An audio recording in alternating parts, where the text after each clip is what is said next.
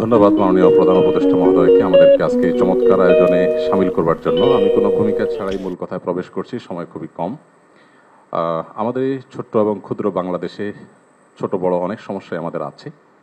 আমাদের এখানে গ্রাম থেকে শহরে ভাই ভাইয়ে যে কলহ হয়, কোন্দল হয়, সেটা পৃথিবীর অনেক দেশে কিন্তু হয় না। এই বাস্তবতাকে আমরা মনে হয় কেউই অস্বীকার করতে পারবো না। আমাদের এখানে যে রাজনৈতিক কোন্দল হয়ে আসছে 50 বছর ধরে, পৃথিবীর অনেক দেশেই কিন্তু সেটি হয় না। আমাদের অন্য যত কলহ, কোন্দল, অসম্প্রীতি এ জাতীয় যে সকল বিষয় আছে যেগুলোর আমরা সবাই সমাপ্তি কামনা করি, সেগুলোর সাথে যদি আমাদের দেশের ধর্মীয় সম্প্রীতিকে আমি তুলনা করি, আমি এদেশের একজন নাগরিক হিসাবে আমি মনে করি যে আমাদের রাজনৈতিক কলহ, ব্যক্তিগত কলহ, পারিবারিক কলহের তুলনায় আমাদের দেশের ধর্মীয় কলহ উল্লেখ করবার মতো আছে বলে আমার কাছে মনে হয় না। অবশ্য এটি আমার মনে হওয়া না হওয়াতে কিছু আসে যায় না। এটি আমাদের সম্মানিত অন্য ধর্মাবলম্বী যে সমস্ত আমাদের বন্ধুরা আছেন, ভাইরা আছেন, শ্রদ্ধেয় ব্যক্তিবর্গ আছেন, এটি তাদের আমার মনে হয় বলতে হবে। আমি শুধু এটুকু বলবো যে 5ই আগস্ট আমার ফেসবুক পেজে কয়েক মিলিয়ন ফলোয়ার্সকে লক্ষ্য করে আমি একাধিকবার লাইভে এসেছি, যেটা আমার দীর্ঘ 10-12 বছরের সোশ্যাল মিডিয়ার ইতিহাসে কখনো আসেনি।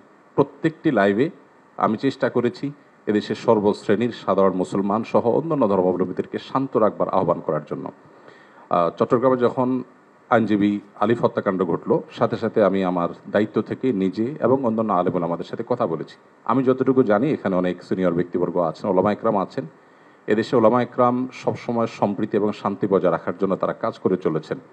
এবং আমার জানা মতে ওলামা একরাম রিনাউন্ড কোনো আলেম কখনো অন্য ধর্মাবলম্বীদের কোনো প্রকার শান্তি বিঘ্ন সৃষ্টি করার মতো কোনো কাজ, কোনো আহ্বান, কোনো উদ্যোগ তারা কখনো নিয়েছেন বলে আমার জানা নেই। পৃথিবীর অনেক দেশে যারা আমাদেরকে সকাল বিকাল নসিহত করেন, আমি তাদের প্রতি শ্রদ্ধা রেখে বলছি, সেখানে যেরকম আমরা দেখি দলে দলে মানুষ গিয়ে বিভিন্ন ধর্মাবলম্বীদের উপাসনালয়ে হামলা করে, আমাদের দেশে বিচ্ছিন্ন ঘটনা ঘটে না আমি তা বলবো না, তবে রিনাউন্ড ওলামা একরাম অত্যন্ত দায়িত্বশীল এবং দায়িত্বশীলতার পরিচয় তারা দিয়ে থাকেন। আমার মনে হয় এই জিনিসটা আমাদের অব্যাহত গতিতে এগিয়ে নিয়ে যেতে হবে।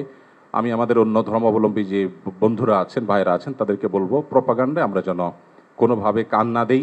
আপনারা যদি কখনো সমস্যা বোধ করেন, আমি ব্যক্তিগতভাবে বলতে পারি আমার কথা।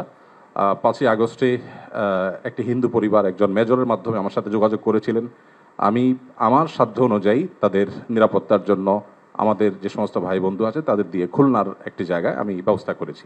আমার মনে হয় বাংলাদেশের যত বড় মাদ্রাসা আছে এখানে সব নেতৃত্বশীল ওলামা একরাম আছেন।